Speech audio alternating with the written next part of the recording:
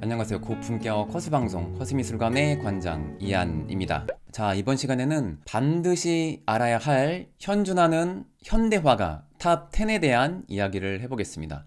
시작할게요. 바모스. 자, 첫 번째입니다. 게르하르트 리히터라는 독일을 대표하는 현대 거장입니다. 드레스덴 출신이고 동독의 공산당 일원이었다고 합니다. 독일이 통일되기 전에는 초기 사회주의 리얼리즘 사조의 화가였다고 해요. 서독으로 이주한 이후에 추상미술과 포토리얼리즘을 실험했다고 해요. 그가 또 한편으로는 완벽주의자 성향이 있어서 1960년대에 제작한 그림들 대다수를 파괴했다고 해요. 자, 이분이 정식적인 화가가 되기 이전에 창문을 꾸미는 화가로 일했거든요. 그게 거의 전업 화가가 될 뻔했는데 그 순수미술 회화로 전향을 했다고 보시면 됩니다. 초창기의 작품입니다. 그래서 해변가의 사람들을 그린 작품인데 게르하르트 리히터의 본인의 색채가 뚜렷한 시대는 아니죠. 자, 이분은 추상 화가이기도 했었거든요. 수직, 수평, 브러쉬 이런 스트로크의 연속으로 구성된 추상화도 많이 시도했었습니다. 다양한 색상과 음영을 통해서 깊이감과 움직인 듯한 효과를 보여주는 그런 작품이라고 볼 수가 있죠. 게르하르트 리히터 하면 가장 먼저 떠올리는 이미지가 이런 스타일입니다. 보통 포토리얼리즘이라고 부르죠. 베티라고 해서 어린 딸을 모델로 그린 작품입니다. 근데 그냥 처음 봤을 때는 약간 초점이 흐릿한 혹은 부드러운 감성의 사진처럼 보이거든요. 엄연히 회화이긴 합니다. 모호하고 불확실한 느낌을 주기 위해서 이런 외곽 라인이 흐릿한 느낌 있잖아요. 그러니까 모나리자로 따지면 스푸마토 기법이라고도 볼 수가 있는데 블러링이라는 이 기술을 사용해서 사진의 그 초점이 약간 흐릿해 보이는 기법을 주로 구사했었습니다. 이 기술에서는 페인트를 긁어서 흐릿한 효과를 만들거든요. 이런 기법을 자주 사용했던 그런 화가였죠. 여러 레이어가 쌓여져 올라가서 이러한 이미지를 만든다고 보시면 됩니다. 리더라는 작품인데 충격적인 그런 이미지보다는 인물을 그릴 때면 평범한 활동에 종사하는 사람의 고독한 그런 느낌을 좀 포착하는 것 같아요. 그러한 그림 시리즈 중에 하나고 이 그림 역시 오버페인팅이라 하죠. 겹겹이 쌓아 올린 그런 그림이라고 볼 수가 있습니다. 자, 두 번째 화가입니다. 데미안 허스트거든요. 제가 이전 방송에서도 많이 다뤘는데, 자, 이분은 한마디로 말하면 자본주의형 화가죠. 일단은 영국 브리스톨 출신이고 2008년도에 조사를 했을 때 미술계 영향력 1위로 평가를 받았던 그런 화가였습니다. 그리고 이분이 죽음과 관련된 주제로 많은 작품을 하셨거든요. 근데 그 이유 중에 하나가 본인의 경험을 바탕으로 나왔다고도 볼 수가 있는데 젊은 시절에 영안실에 알바를 했었다고 합니다. 이분은 설치, 개념 미술을 주로 시도하는 그런 화가죠. 그림은 많이 그리는 스타일은 아니에요. 주특기를 정리했는데 포르말린이라는 방부에게 동물을 담궈서 죽은 사체를 이제 전시를 하는 그런 거를 많이 시도합니다. 잠시 후에 나오겠지만 작품값 스스로 부풀리기, 자작극이 주특기라고 볼 수가 있죠. 죽음과 관련된 멋져 보이는 말을 주로 하십니다. YBA라고 해서 영 브리티시 아티스트 멤버 중에 한 분이고 데미안 허스트의 무명 시절에 이분을 후원했던 그 자본가가 사치 갤러리로 유명하죠. 찰스 사치, 제이 조플링이라는 갤러리스트들에 의해서 발굴됐다고 보시면 됩니다. 데미안 허스티의 봄날의 자장가라는 작품입니다. 2007년도에 1900만 달러, 약 215억 원에 거래됐던 작품입니다. 이분이 했던 말이 좀 재미있는데 죽음과 관련된 이야기를 많이 한다고 그랬잖아요. 자살은 인생에서 할 수 있는 가장 완벽한 일이라고 생각한다. 흡연은 실제로 죽지 않고 자살하는 완벽한 방법이다. 나는 그것이 나쁘기 때문에 담배를 피운다. 이런 재밌는 말을 했습니다. 이분이 스스로 이걸 다 만드는 게 아니라 조수 직원들 다 시키잖아요. 자신이 정말 좋아하는 거는 최대 효과를 위한 최소한의 노력이다. 이런 말을 한 적이 있습니다. 이전에 더 주목받은 작품이 이 해골 조형물이라 생각해요. 재료비만 당시 3천만 달러를 들였다는 다이아를 해골에 박은 작품이거든요. 신의 사랑을 위하여라는 2007년도에 발표한 작품입니다. 그 당시 세계 경매가 1위를 기록했었습니다. 무려 1억 달러. 당시 환율로는 약 940억 원이었다고 해요. 논란이 됐던 것 중에 하나가 그 실제 그 해고를 훼손한 다음에 상업적으로 이용한다고 막 이렇게 비판받았거든요. 근데 최근에는 과도한 상업주의 때문에 비판을 받습니다. 뭐냐면 당시 그 경매가가 뻥이었다는 거죠. 뉴욕타임즈를 통해서 허위가 밝혀졌거든요. 신의 사랑을 위하여라는 당시 경매가를 새로 쓴 그 작품은 어떤 누구도 산 적이 없고 15년째 런던의 한 창고에 보관되어 있었다고 합니다. 그리고 당시 제작비도 엄청나게 들었다고 하지만 3천만 달러의 제작비도 허위라고 최근에 나왔죠. 이분이 더 욕을 먹는 이유가 겉으로는 돈에 관심 없는 척하는 인터뷰를 했기 때문이죠. 그래서 이분이 했던 유명한 말 중에 하나가 나는 항상 돈을 무시한다 이런 말을 했었습니다. 근데 돈을 가장 많이 밝히는 그런 화가였죠.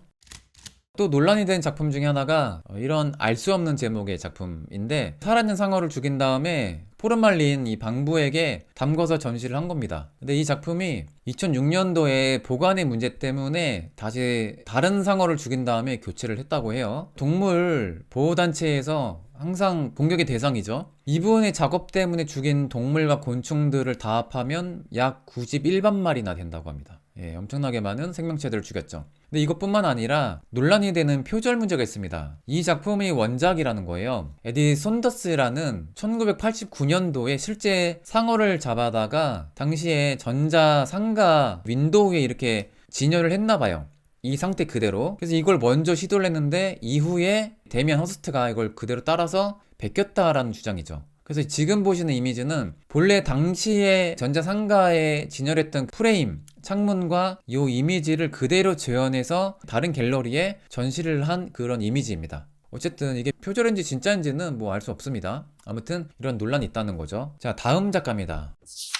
세 번째, 제프 쿤스라는 그 데미안 허스트 못지않게 엄청 자본주의적인 화가이죠. 이 데미안 허스트에게 아주 좋은 영감을 줬을 것 같아요. 이전에 먼저 상업적으로 엄청 성공을 했던 화가이거든요. 월스트리트 상품 중개인 출신입니다. 그래서 이분의 작업 스타일을 보면 동물, 풍선, 장난감을 스테인리스 스틸 재료로 만든 시리즈가 아주 유명하죠. 근데 이분은 항상 뭐 데미안 허스트와 비슷하게 과도한 상업주의, 그 다음에 표절 논란이 있었던 화가입니다. 거의 회사 단위로 작품을 만들거든요. 제프 쿤스 컴퍼니죠. 작품을 만드는데 쓰는 직원이 100명이나 됩니다. 좀 비판하는 사람들에 따르면 키치의 왕이라는 별명을 가지고 있습니다. 키치는 뭔가 예술이 예술답지 않은 가벼운 싸구려 같은 작품들을 포스트 모더니즘 시대의 키치라고 많이 부르죠. 그리고 이분이 결정적으로 유명해지게 된 계기 중에 하나가 일로나 스탈레르라는 이탈리아 당시 그 배우와 결혼을 하고 이 포르노 사진을 찍고 그거를 발표를 했거든요.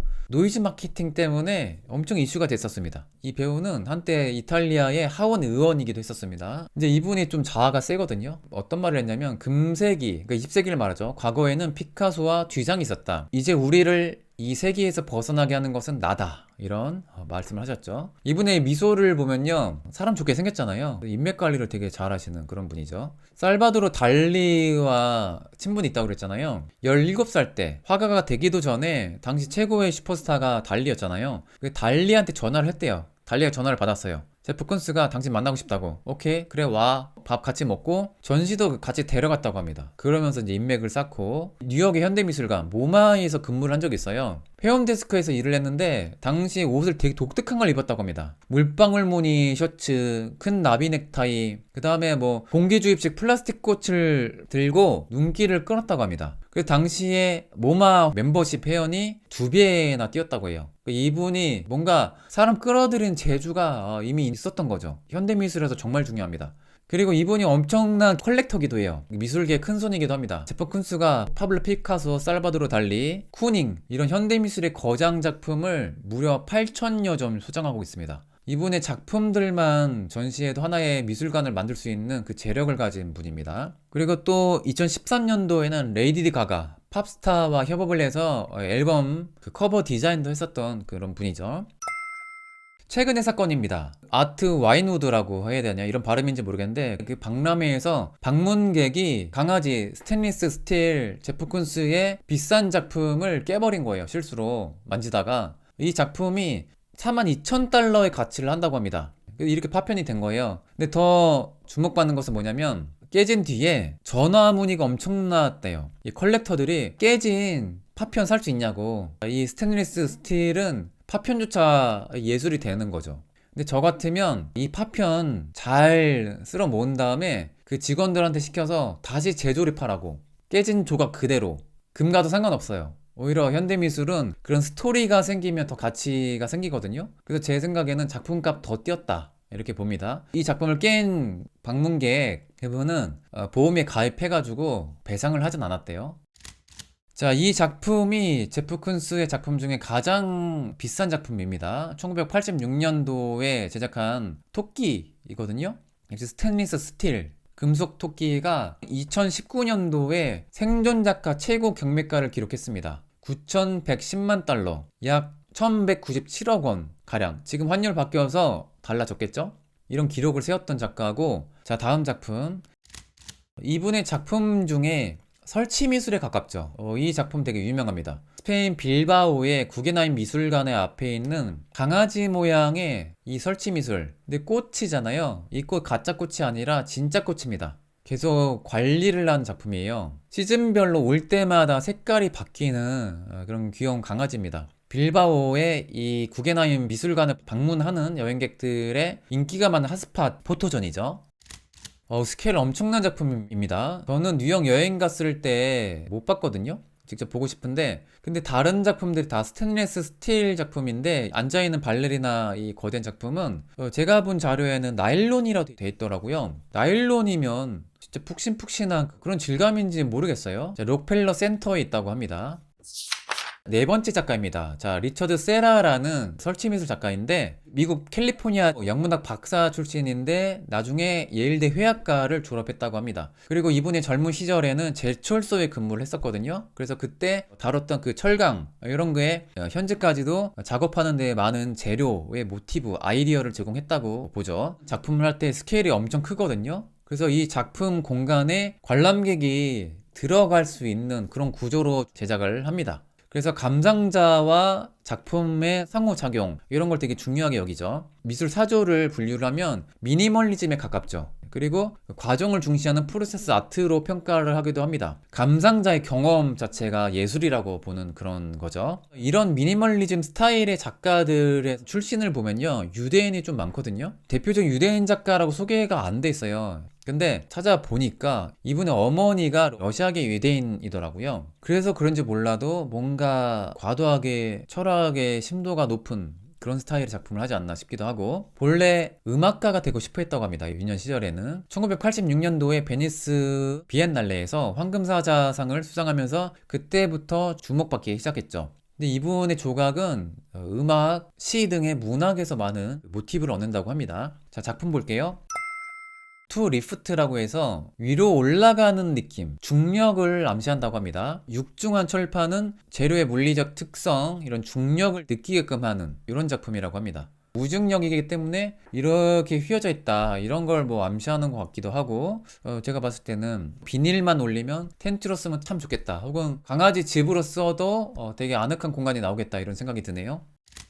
미니멀리즘 자체죠. 강철 정사각형 판때기 4개를 이렇게 붙인 겁니다. 근데 고정을 할 때 볼트 너트는 쓰지 않았다고 해요. 자, 1톤의 기둥이라는 제목인데, 이 작품이 레오 카스텔리 갤러리에서 처음 전시되면서 비평가들한테 엄청난 주목을 받았다고 해요. 1969년도죠. 형태의 꾸준함과 영속성을 뭐 느끼게끔 하는 그런 목적이 있다고 평가를 하더라고요. 그건 잘 모르겠습니다.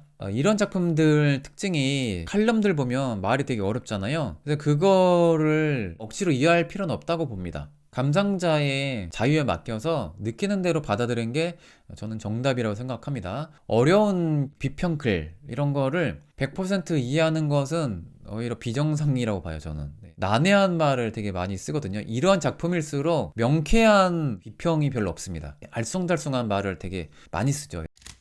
엄청 논란이 됐던 작품입니다. 1981년도에 공공 프로젝트로 제작한 작품이에요. 뉴욕시의 페더럴 플라자 앞에 설치됐던 작품입니다. 달랑 길쭉한 거대한 강철 판때기가 전부입니다. 그래서 당시 이 뉴욕 시민들이 충물이라고 반대를 했대요. 철거하라. 그래서 되게 욕을 먹으니까 결국에 4년 후에 철거를 했거든요. 지금 같은 평가가 아니라서 그런지 몰라도 요즘 같으면 이해를 하지 않을까 싶기도 해요. 지금도 이 스타일을 보고 현대미술의 걸작이라는 평가가 있는 반면에 역시 미간을 해치는 흉물이한 평가, 이런 논란이 있는 그 평가가 좀 엇갈리는 작품입니다.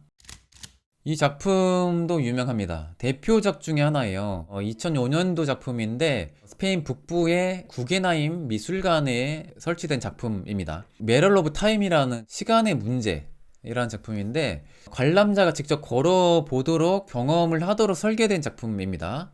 몰입감과 상호적인 경험을 선사한다고 이렇게 소개가 돼요. 이 시간의 문제라는 이 작품은 방문자가 이 속으로 걸어갔을 때 예기치 않게 변하는 그런 형상 때문에 잊을 수 없는 현기증, 공간이 움직인 것 같은 그런 느낌을 준다고 합니다. 보는 사람에게 영원함과 사색하는 느낌을 불러일으킨다고 해서 널리 찬사를 받는다고 하지만 저는 현기증이 나는 공간이란 느낌을 전혀 못 받았고, 그 다음에 사색하는 그런 느낌도 전혀 받지 못했습니다. 제가 여기를 그 다른 작품들 다 보고 들어간 다음에 괜히 들어왔다, 굳이 걸을 필요 없는데, 안 그래도 다리 아픈데 여기까지 왜 걸어대지 하면서 후회를 했던 그런 경험밖에 없습니다. 그래서 시간의 문제라는, 지금 시간 없는데 굳이 여기를 걸어대나 이런 생각을 하게 만드는 강철 미로 판때기였습니다.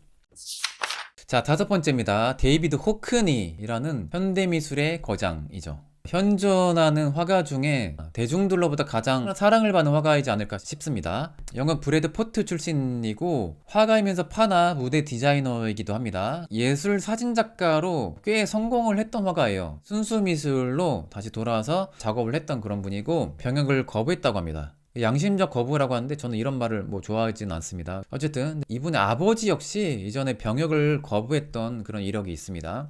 그래서 대체 근무를 했던 걸로 알고 있어요. 그리고 이분이 영국의 최고의 미술 명문 학교 로얄 칼리지 오브 아트, RCA라고 하거든요. 이 최고의 권위 있는 학교를 나왔는데 당시 작품만으로는 좋은 평가를 받았는데 기말고사가 에세이를 작성하는 거래요. 이분은 작품으로만 평가받고 싶어서 그걸 거부하고 더 디플로마라는 풍자 목적의 스케치 사본을 50장을 만들었대요. 그래서 그걸 냈는데 졸업 거부당한 거예요. 근데 이후에 호크니 영향력이 높아져서 그런지 몰라도 규정을 바꿔가면서 호크니에게 졸업장을 수여했다고 합니다. 영국 역사상 가장 영향력 있는 아티스트 1위로 평가받은 적이 있습니다. 2012년도에 작품들을 보면 가장 인상 깊게 남아있는 그런 작품이 수영장 시리즈 작품이죠. 이분의 배경을 보면 물과 관련된 이 모티브가 상당히 많습니다. 그리고 미술 사조를 분류할 때 저는 이미 그 시대가 지나서 팝아트로 불리는 게 맞나 싶기도 하지만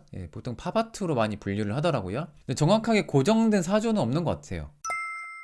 자, 이 작품이 가장 유명합니다. 1972년도 작품인데 2018년도 크리스티 경매에서 9천만 달러 당시 거래 기록을 썼거든요. 현존 작가 최고의 기록이었습니다. 이 기록이 이후에 제프 쿤스에 의해서 깨졌죠. 최고의 경매가를 항상 기록하는 그런 작가 중에 한 분이죠. 아티스트의 초상이란 작품, 혹은 수영장의 두 남자, 두 인물이란 작품인데 그 데이비드 호크니와 결별했던 그 애인을 그린 거라고 많이 이제 보죠. 데이비드 호크니 하면 특유의 수영장과 파스텔 톤의 이런 색감이 그의 독자적인 특징인 것 같아요. 이런 주제를 그린 이유가 있죠. 이분이 공개적으로 커밍아웃한 게이입니다. 동성 연애자죠.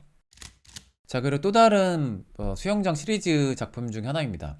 비거 스플래시. 다이빙 한 뒤에 풍덩거리는 그 순간을 그린 일러스트 스타일의 아주 디자인적인 작품이죠. 1971년도면 조금 젊은 시절의 작품이죠. 이분은 약간 대중적인 이미지로 사랑을 받는 것 같아요. 이분의 지인 중에 클라크라는 패션 디자이너 이 남자가 있거든요. 이분의 부인과 키우는 고양이 퍼시를 모델로 그린 작품입니다. 뭔가 일상적인 친숙한 분위기를 그만의 독특한 포근한 색감으로 잘 연출한 작품이라는 생각이 듭니다. 자, 여섯 번째 안젤렘 키퍼입니다. 독일 도나우 에싱겐 출신이라고 합니다. 회화, 조각, 설치, 스케일이 엄청 큰 스타일을 또 시도를 하세요. 역사와 관련된 모티브로 많은 작품을 하세요. 특히 독일의 역사, 유대인의 홀로코스트 주제로 많은 작품을 하십니다. 뉴 와일드라고 해서 1980년도에 독일의 예술 운동이거든요. 이전에 너무 딱딱한 감정이 결여된 미니멀리즘을 거부하고 표현적이고 감성적인 예술의 운동이었거든요. 그 대표적인 아티스트로 평가를 많이 받더라고요. 신표현주의로 분류하는 게 맞지 않을까 생각이 들어요. 이분의 작품 스타일도 약간 뭔가 철학적인 깊이가 있어서 난해하고 가벼운 주제가 아니라서 감상자에게 뭔가 생각을 하게 만드는 스타일이라서 혹시 유대인이 아닌가 싶었는데, 스스로 유대인은 아니고 독일의 기독교 집안이긴 한데 이분의 어머니 쪽이 유대인 조상이 있다고 합니다. 주제 역시 유대교 신비주의, 유대교 관련된 이런 주제로 많은 작품을 하십니다. 그래서 설치물 중에 다윗의 별, 그리고 히브리 문자, 유대인의 상징이 포함된 그런 설치 미술을 또 시도를 하세요. 이 질감 처리가 되게 독특하거든요. 뭔가 깊이감 있고, 납, 그리고 불탄 재, 그 다음에 지푸라기, 이런 걸 섞어서 아주 독특한 질감 효과를 내는 그런 아티스트죠. 참고로 이분은 법대 출신입니다. 대표작 중에 하나인데 날개에 달린 책이라는 설치미술 조형입니다. 근데 이 작품 역시 유대 신비주의, 유대 전통, 이런 거를 좀 연구했다고 합니다. 날개는 자유로움과 초월성을 암시하고 책처럼 보이는 것에 두꺼운 페인트를 발랐잖아요. 두꺼운 책과 겹겹이 쌓인 이 재료의 그 레이어는 역사와 기억의 무게를 암시한다고 합니다. 그래서 우리의 기억 및 역사의 본질을 숙고하도록 하는 그런 작품이라는 평가가 있는데, 어쨌든 역사책 그리고 기억, 그것을 날개하는 그런 자유로움, 그런 거로 봤을 때는 다양한 생각을 하게 만드는 작품이지 않을까 싶습니다. 자, 이번에 대표작 중에 하나가 스페인 빌바오 구겐하임 미술관이 있습니다. 유명한 밤의 주문이라는 작품인데, 제가 의역한 제목이고, 쓰러져 보이는, 죽어있는 남자 같기도 하고 검은 밤하늘에 별이 있습니다. 그리고 이 분위기가 전쟁 뒤에 뭔가 잿더미 같기도 해요. 그래서 어떤 평가에 따르면 하늘은 하나의 관념이자 오래된 지식의 일부를 표현했다고 합니다. 그래서 이 작품 역시 나치 시대의 홀로코스트 관련한 성찰, 그리고 독일 문화와 정체성에 대한 탐구, 이런 걸 보여주는 작품이라는 평가가 있더라고요. 근데 중요한 것은 추락한 전투기 같은 파편이 옆에 있거든요. 그러면 역시 전쟁과 관련된 죽음, 그다음에 역사 인식, 그런 걸 생각하게 만든 작품인 것 같아요. 부패한 나치즘의 상징을 보여줌으로써 이 작가가 그 권력과 이데올로기의 덧없음을, 그런 허무함을 보여준 작품이라는 그런 평가도 있더라고요. 전쟁 뒤에 쓰러진 사람, 그리고 죽음, 남는 건 무엇인가, 우리에게 다양한 생각을 하게 만드는 이런 스타일의 작품이죠. 자, 그리고 약간 비슷한 스타일의 작품, 이 천사단이란 제목은 기독교 신학에서 천사의 서열을 가리킨다고 해요. 뭐가 천사인지는 모르겠어요. 이런 아상블라즈 스타일의 돌을 매달아 놓은 그런 작품이죠. 뭔가 프로펠러 같잖아요. 그래서 전투 비행기 같은 이런 느낌도 있고 그래요. 다른 작품 보면 실제 전쟁 때의 그 전투기 비슷한 모티브로 작업을 많이 하세요. 낡은 느낌의 전투기 같기도 하고, 여기 위에 쌓여있는 책들, 그럼 역사의 무게일 수도 있고, 또 많은 것을 생각하게 만든 작품인데, 제목은 역사의 천사잖아요. 이 제목은 철학자 발터 벤야민의 에세이에 역사 철학에 관련된 태제에 처음 소개된 개념이라고 합니다. 역사의 천사는 불확실한 미래로 나아가면서도 끊임없이 돌아보면서 과거를 이해하고 배우려고 노력하는 인물을 나타낸다고 합니다. 그러니까 역사를 통해서 배우려는 그런 것을 표현했다고 하는 거죠. 여기서 재료가 좀 독특한데, 납, 재, 깨진 유리 재료를 써가지고 파괴되면서 부패한 그런 느낌을 보여주도록 했다고 합니다. 독일의 전쟁 역사, 그 바탕 위에 인간이 경험한 감정, 그것들에 대한 지속적인 관심을 표현한 작품이라는 평가가 있습니다. 자, 7번째 작가입니다. 자, 프랭크 스텔라예요. 자, 미니멀리즘의 대표 작가입니다. 그래서 미국 몰든 출신이고 추상화가 한스 호프만으로부터 그림을 배웠다고 합니다. 레오 카스텔리 갤러리에서 첫 전시를 하면서 미술계에서 주목을 받기 시작했죠. 본래 미니멀리즘으로 엄청 유명한 작가이지만 70년대 이후부터는 그것을 파괴한 거의 해체주의 스타일로 되게 독특한 작품을 시도하십니다. 공간적 회화, 이런 입체적인 회화를 시도하세요. 그리고 설치 미술도 많이 하시고요. 본래 역사를 전공하신 분입니다.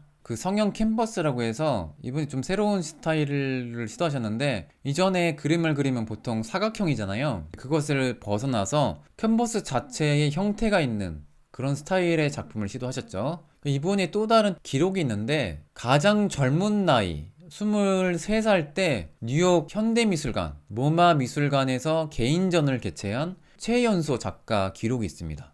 이분의 작품이 유대인 박물관에 소장되어 있습니다. 유대인들이 좀 좋아하는 스타일이란 거죠. 그리고 2009년도 이분 역시 오바마 대통령으로부터 또 수상했었습니다. 미니멀리즘이 뭔지를 보여주는 명언을 한마디 하셨죠. 당신이 보는 것이 당신이 보는 것 그 자체다. 보는 거 그 자체가 다다라는 거죠. 미니멀리즘은 뭔가 단순하고 최소한만 보여준다. 그것을 넘어서는 개념이라고 봅니다, 저는.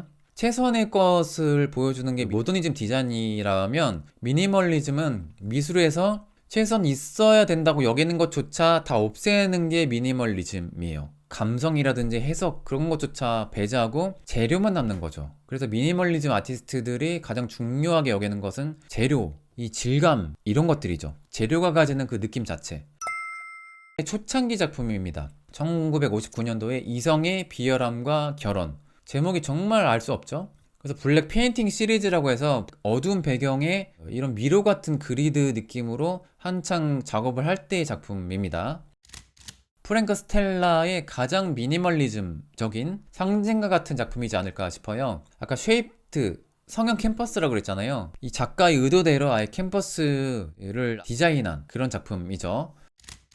70년대부터 이분의 작품 스타일이 완전 달라진다 그랬죠. 이런 스타일입니다. 공간적 회화, 평면적인 걸 넘어가서 레이어가 입체적으로 쌓입니다. 그리고 아주 심플한 미니멀리즘에서 벗어났어요. 제가 봤을 때는 거의 해체주의거든요. 그래서 아주 난해한 복잡한 이런 파격적인 조형이 나오기 시작하거든요. 그러면서 이런 설치 미술도 많이 하십니다. 우리나라에서 주문한 작품이에요. 현재까지도 포스코 건물 앞에 있는 조형이거든요. 아마벨이라는 이 작품이 1996년도에 여기서 주문을 했습니다. 이렇게 설치를 했는데 엄청 비난을 받았습니다. 도시의 흉물이라고 해서 철거하자 이런 여론이 많았거든요. 그런데 이거를 계속 방치하다 보니까 철거 안 하길 잘했다, 이런 평가가 요즘 있습니다. 교과서에 나올 법한 이런 역사적인 대가들은 시간이 지나면 지날수록 작품값이 엄청 뛰잖아요. 그래서 현재 수십억의 가치를 하는 작품으로 평가를 받습니다. 비록 보는 사람에 따라 흉물이다 평가하는 사람도 있지만, 어쨌든 자본주의적인 관점에서는 엄청난 그 고액의 가치를 하는 작품이다, 이런 거죠. 많은 예술 애호가들이 잘 아시는 구사마 야요이라는 일본 아티스트입니다.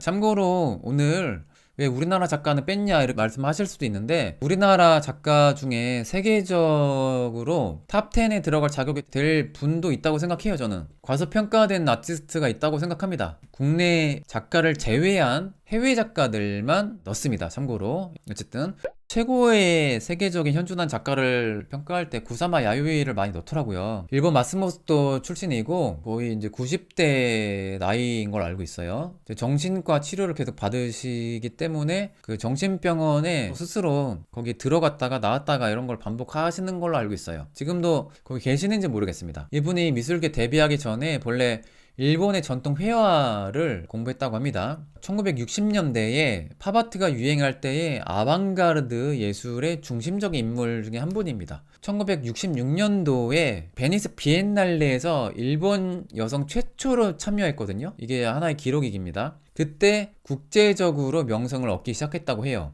물방울 무늬, 이분의 그 프로필처럼 이런 땡땡이 무늬가 유명하고, 호박을 모티브로 많은 작업을 하시죠. 그리고 한때에 남근을 반복해서 만드는 이런 조형을 많이 제작했었습니다. 인피니티 룸이라고 해서 무한의 그 방, 거울을 무한 반복시켜서 엄청 넓은 공간처럼 보이게 하는 그런 작품 시리즈가 많죠. 이분을 평가할 때 팝아트로 많이 또 분류를 하더라고요. 인생 친구 중에 한 분이 바로 조지아 오키프인데, 이분이 유명해지기 전에 이 친구이자 조언자이기도 했었고, 갤러리스트를 통해서 무명의 구사마 야요이의 작품을 좀 사게 도와준 친구이기도 했었습니다. 참고로 이 땡땡이는 어린 시절에 식탁보에 무늬를 보고 독특한 환각의 경험을 느꼈다고 해요. 그래서 그게 지금 이 모티브가 됐다고 하더라고요. 작품 스타일이 앤디 워홀의 반복되는 그런 팝아트 느낌의 영향을 줬다고 하거든요. 앤디 워홀이 이분의 작품의 스타일에 영향받고 동물 모양 패턴을 전시했을 때 내 작품 표절했다고 그때 좀 갈등이 있었다고 합니다. 하지만 그 뒤로는 친구 관계를 계속 유지했다고 하죠. 이분 역시 조제 오키프와 더불어서 이 페미니즘 대표 아티스트로 분류를 하더라고요. 정신적으로 좀 고생을 하시는데 강박장애 이런 게 좀 있다고 합니다. 인피니티 룸, 무한의 거울의 방 시리즈 중에 한 작품인데 2013년도에 시리즈 중에 수백만 광년 떨어진 영혼들이란 작품입니다. 그 안을 딱 들여다 봤을 때 반사가 무한으로 돼가지고 아주 진짜 넓은 공간처럼 보이는 그런 착시 현상을 갖게끔 하는 그런 의도더라고요. 자, 그리고 많이 보셨던 이 땡땡이 문양의 그 변태 호박 쿠사마 야요이의 시그니처 캐릭터죠. 이 작품은 일본 시골의 어린 시절의 경험이 모티브가 됐다고 해요. 그리고 이 땡땡이 특유의 변태 같은 이 무늬가 거미줄이라고도 많이 불리거든요. 이 패턴을 쿠사마 야요이는 무한 그물이라고 부른대요. 무한으로 가는 통로이자 소멸의 한 형태라고 스스로 이렇게 의미를 부여합니다. 나르시스의 정원이라고 해서 이분의 젊은 시절의 이 사진도 같이 있네요. 참고로 이 무렵에 이분의 누드 퍼포먼스도 많이 하셨습니다. 쿠사마 야요이 특유의 이 땡땡이 구슬이 계속 이제 반복된 거예요. 뭔가 동그라미 땡땡이에 대한 강박이 있는 것 같아요. 금속 구슬들을 무한으로 이렇게 깔아놓고 설치 미술의 하나의 개념이라고 보는 게 맞겠죠? 지금 있는지 모르겠어요. 사진으로 일단 남아 있습니다. 물방울 무늬의 또 다른 패턴이 나왔는데 나무를 형상화한 연작 시리즈 중에 한 작품입니다. 거미줄 패턴이 또 나왔어요. 진짜 뭐 징그러운 뱀장어 같은 느낌도 있고 되게 변태적입니다. 쿠사마 야요이적인 느낌이고, 자, 9번째 화가입니다. 제스퍼 존스. 아마 20세기에 가장 영향력 있는 작가 최고 중에 한 분입니다. 네오 다다이스트로 보통 분류를 하고 스스로는 팝아트 아티스트로 생각하지는 않았습니다만 그 이후 팝아트에 상당한 영향을 줬다고 볼 수가 있죠. 자, 이번은 작업을 할 때 평범한 유화보다는 밀랍을 녹여서 하는 왁스 페인팅 이런 기법으로 주로 그림을 그렸습니다. 최고의 권위의 상인 자유의 메달을 대통령으로부터 수상을 했고 한국전쟁에서 참전을 한 적이 있죠. 먼저 성공을 했던 로버트 라우센버그와 애인 사이인데 이분이 좀 더 유명해지면서 사이가 잠깐 좀 소원해졌다고도 하죠. 이 미술계에 엄청 이슈가 되면서 대스타가 됐을 때 이전에 추상 표현주의로 엄청 유명했던 마크 로스코가 엄청 맹비난을 했었습니다. 대표작은 이 미국 성조기 플래그 시리즈와 지도 시리즈가 있죠. 레이디메이드, 다다이즘으로 유명한 듀상의 영향을 상당히 많이 받았다고 알려져 있습니다. 무명 시절에 로버트 라우센버그의 작업실에서 많은 작업을 같이 공유했거든요. 그때 레오 카스텔리의 눈에 들면서 이분의 전시를 열어준 거예요. 그러면서 오히려 로버트 라우센버그보다 더 유명해지면서 그때 약간의 사이가 소원해졌다고 하죠. 불우한 어린 시절을 겪었습니다. 그 아버지가 알코올 중독자였거든요. 어머니가 아버지를 떠나면서 힘들게 이렇게 친척집을 전전했던 그런 사연이 있었습니다. 성조기 시리즈가 정말 유명하죠. 1983년도 플래그 작품인데 2014년도 소도비 경매에서 당시에 3,600만 달러에 거래가 됐던 작품이죠. 당시로는 엄청난 거액의 가치로 평가받았던 거죠. 이 작품 역시 왁스 페인팅 기법으로 제작한 작품이죠.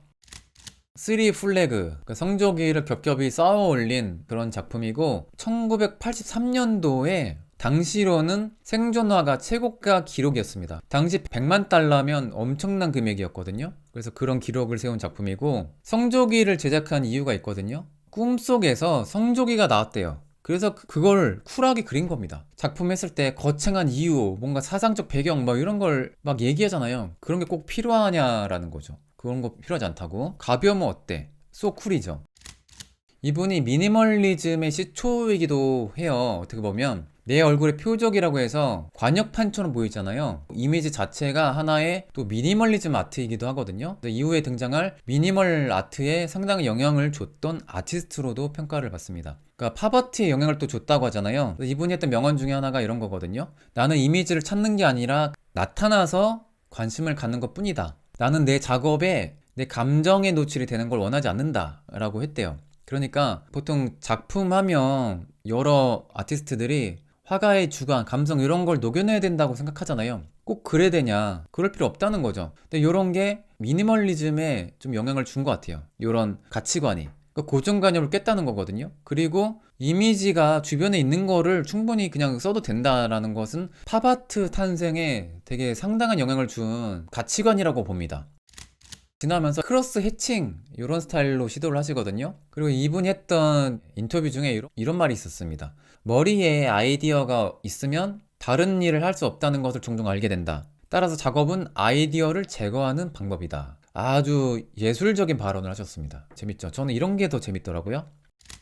자, 10번째 화가입니다. 피터 도이그라는 거장입니다. 개인적으로 주목하는 아티스트이기도 해요. 스코틀랜드 에든버러 출신입니다. 인터뷰를 극도로 꺼리는 걸로 알려져 있어요. 은둔형 예술가거든요. 그래서 이분에 대한 정보가 많지 않습니다. 그래서 되게 신비로운 작가이기도 하죠. 이분의 작품 스타일을 보면 풍부한 색감, 그리고 초현실주의적인 그런 성향, 몽환적인 분위기, 그래서 그림을 평가할 때 이런 용어가 있더라고요. 실제 마술적 사실주의, 매지컬 리얼리즘 이렇게 분류를 많이 하더라고요. 그래서 2007년도에 소더비 경매에서 1130만 달러에 거래가 돼서 유럽은 따로 또 구별했나 봐요. 생존하는 유럽 작가 중에 기록을 세웠다고 합니다. 조나단 존스라는 평론가가 이런 말을 했습니다. 21세기에 예술이라고 소개파는 말도 안 되는 것들, 사기꾼, 수학적 헛소리, 쓰레기들 사이에서 도에게는 진정한 상상력, 성실한 작업, 겸손한 창의성의 보석이다. 이런 찬사를 보내기도 했었습니다. 저는 이 말에 적극 공감합니다. 별거 아닌 거 작품 해놓고 의미 부여하는 예술가들 너무 많잖아요. 근데 이분의 작품은 약간 취향은 차이가 있을 수 있으나 거장의 향기가 난다. 저 이런 게 많이 느껴지더라고요.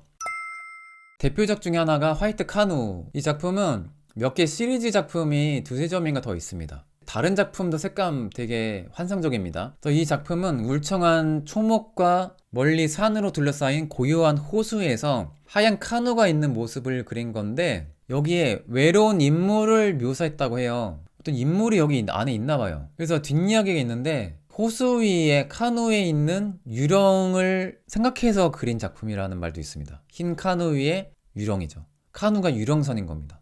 피터 도이그의 가장 상징적인 작품 중 하나고 여러 찬사를 받았던 작품입니다.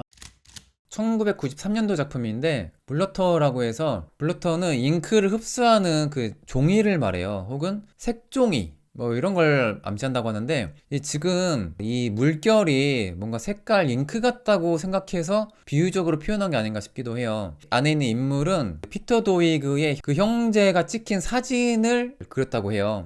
그래서 2013년도에 2,600만 달러 이상의 판매된 나름의 또 기록을 세웠던 작품입니다. 색감이 진짜 독특하지 않나요? 이분의 색감 정말 매력 있습니다.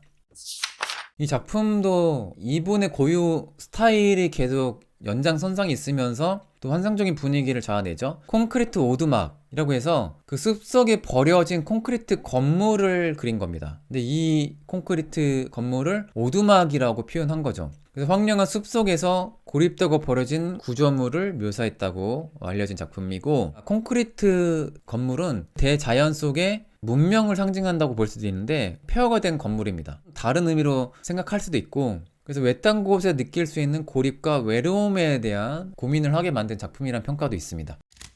진짜 이분은 이제 색채 감각도 남다른 것 같아요. 이 작품도 두 점인가 시리즈 작품이거든요. 색감이 좀 저체될 작품이 따로 있습니다. 리플렉션이라는 작품이고, 뒤에 나무숲이 있고 사람이 있습니다. 사람의 얼굴이 보이지 않아서 되게 비밀스럽고 신비로운 분위기를 자아내죠. 그리고 비친 색감이 노을빛이잖아요. 뭔가 상상하게 만든다라는 의미도 있고, 이 작품 프레임도 너무 재치가 있죠. 다리부터 비치는 곳만 클로즈업을 한 이런 구도를 포착하는 센스도 저는 재미있는 작품이라고 생각합니다.